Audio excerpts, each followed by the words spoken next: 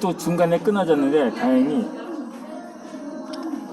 이 5분을 넘겨서 처음부터 다시 시작하기는 그렇고, 제가 이현적과 이 부자의 그 유래에 대해서 설명을 했는데, 이 당시 대윤과 수윤이라는 그 세력이 있었는데, 그 왕을 당시 인조가 명종을 지지하는 지지 세력이 이건에 치열한 내분이 있었는데, 결국 사실상 수윤의 승리로 끝나게 되죠. 왜냐면 이 인종은 재위 8개월 만에 문정왕후의 아들인 정원대건에게 왕위를 물려준다는 유언을 남기고 승하게 됩니다. 그리고 12살의 나이로 즉위한 명종을 대신해서 문정왕후의 수렴 청정이 시작되었기 때문이지요. 그러니까 소윤파의 일원인 그 문정왕후의 수렴 청정을 직후에 대윤의 권한을 받아들여서 윤원호를 해남으로 유배를 했지만 한 달 낮쯤에는 윤현영을 시켜서 대윤 측의 인사들인 윤인과 유관을 또 유인숙 등의 죄를 다스리라는 밀지를 내리게 됩니다. 그리고 밀지가 내려진 다음 날엔 충순당에서 이 세 사람의 죄를 결정하는 등 논의가 시작했고, 결국 이들에게는 참형이 내려지게 되었던 거죠. 그것이 바로 을사사화였던 거죠. 이 당시의 좌천성이었던 이한적은 충순당 회의에 참석해서 밀지라는 떳떳지 못한 방식으로 사건을 처리한 점을 문제 삼기도 했습니다. 결국은 유인숙을 처벌하는데 동조하면서 소윤이 주도하는 대세에 따르게 되었던 거죠. 그렇게 해서 이 공로를 인정받아서 본인의 사형했음에도 불구하고 3등 위사공신에 책봉이 됩니다. 그러다가 명종 제2 첫 해인 1546년 8월에 을사사의 잔당을 특수에 처벌해야 한다는 논의가 일기 시작하면서 이인적도 밀제의 부당성을 지적했다는 이유로 훈적과 관작을 삭탈당하게 됩니다. 이한적은 명종 2년차에 발생한 양재역 저서 사건도 비켜까지 못했던 거죠. 그러나 지금의 서초구청 앞에 있는 지하철 3호선의 지하철역이 아니라 당시 한 기관의 명칭이었던 거죠.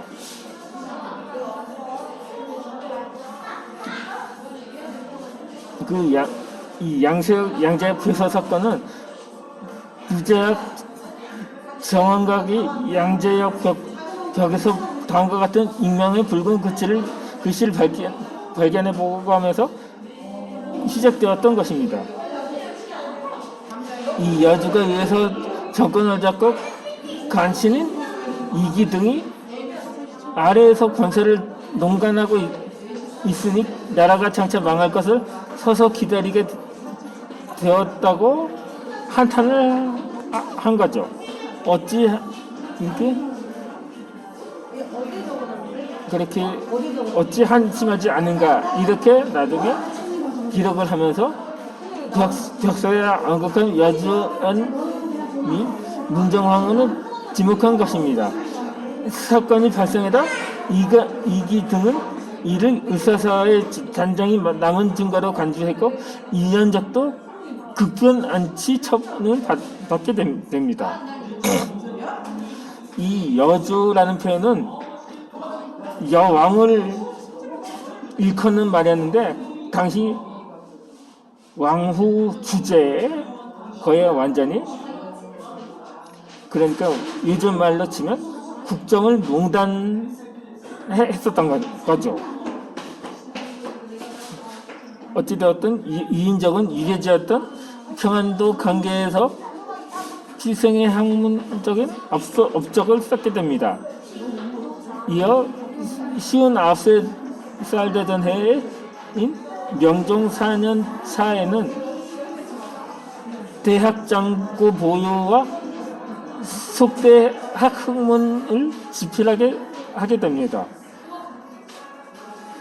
또 환갑이 되던 해에는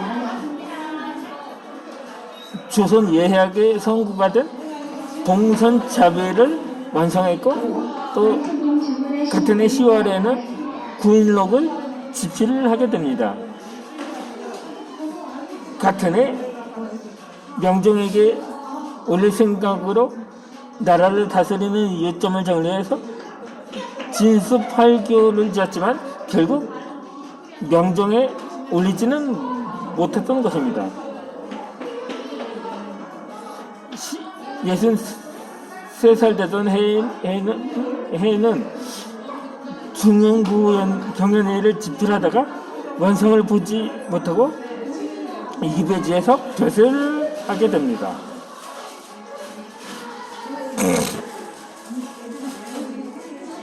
그때 서자가 이배지를 찾은 적이 있었습니다.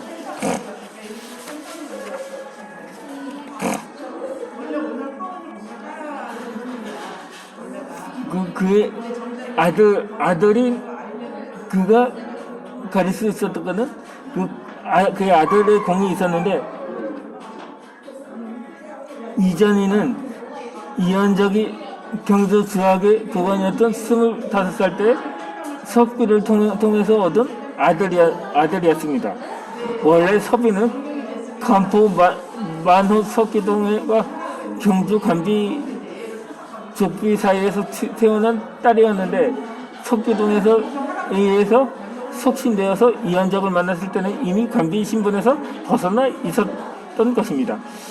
그런데 석비는 이현적의 아이를 낸 상태에서 경상도 수사 조윤선에 첩이되어 있었습니다. 결국 이전이는 조씨 가문에서 태어나 성장하게 되었고, 조윤선은 이전인이 이현적의 아들인 것을 알았지만 자신이 살아있을 때는 그 사실을 아들에게 알려주지 않았던 거죠. 그래서 이전인도 오랫동안 조씨의 성으로 살게 됩니다. 이전인이 자신의 친부가 이현적인 것을 알게 된 것은 조윤선이 죽은 뒤에 어머니 석조를 통해서였습니다. 이 칠생의 내력을 전해 듣고 곧바로 그가 찾아간 것이 아버지의 유배지인 강계였던 거죠. 32살의 나이에 조윤선으로부터 물려받은 전 재산을 버리고 친부를 찾아 나선 것이었던 거죠. 그 후 그는 아버지가 유배 생활을 하는 7년에는 곁을 떠나지 않았고 그에게 찾아 학문을 익히게 됩니다. 그렇게 해서 그는 유배지에서 생부의 학문적 성과를 직접 보고 배울 수가 있었던 거죠. 이때 그가 부자간의 문답을 기록한 적이 관서 문답록이었습니다. 그런데 이현적은 본처인 박씨로부터 아들을 얻지 못했기 때문에 이배지에서 사촌 아우의 셋째 아들인 이응인을 양자로 맞아 가문을 잃게 합니다. 가문의 품격을 유지하려는 조치였던 거죠. 이현적은 이배지에서 재산도 정리를 합니다. 선대로부터 물려받은 경주 양자정의 재산은 이응인에게 줬고 별도로 일으킨 옥산동의 재산은 이전인의 몫이 됩니다. 이한적이 이전인에게 재산을 물려준 것은 그가 그만큼 아버지를 착실히 모셨기 때문이기도 합니다. 유배지에서 돌아가신 아버지의 시신을 고향으로 운구한 것도 이전인이었습니다. 이 탈상 뒤에는 관계에 남겨진 아버지의 일부가 쓸데없는 텍스트를 수습해서 아들인 이준에게가 함께 정리를 합니다. 명종 16년 차부터는 아들과 함께 이황을 찾아가서 유고 교정과 행장 집필을 부탁하게 됩니다. 이황은 행장 끝에 이전인 보자가 이현자가 저술들을 보여준 적에 이현자가 깊은 학문 세계를 깨닫게 되었다고 기록을 하기도 했습니다. 이들은 이황에게 신도 비명도 부탁했는데 비명은 이황의 알선으로 기대승이 작성을 했던 것입니다. 이 명종 21년 차에는 이현정이 올리지 못한 진수팔기호를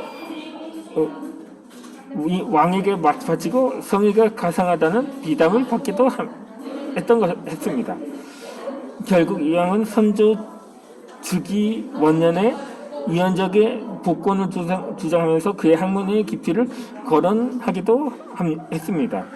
이전인 부자로부터 이현적의 저술을 구해 읽었기 때문이었던 거죠. 이현적의 문묘 종사 성사는 이황의 평가가 결정적인 요인이 되었던 것입니다. 그리고 그것은 적서차별의 적서를 차고도 가학만은 있겠다는 치열한 의지와 노력의 성과이기도 했던 것입니다.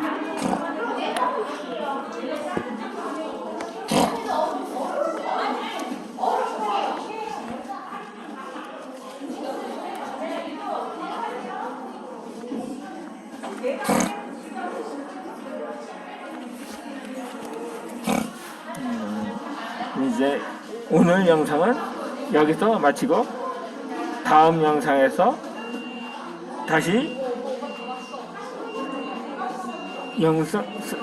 이야기를 이어드리도록 하겠습니다.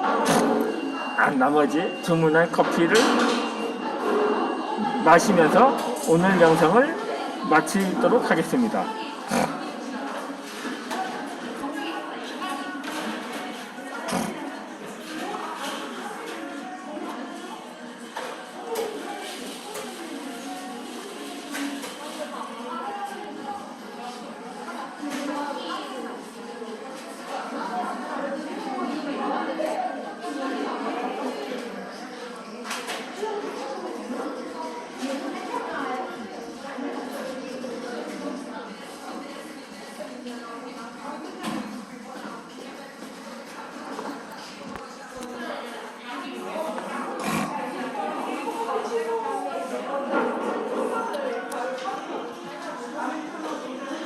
참고로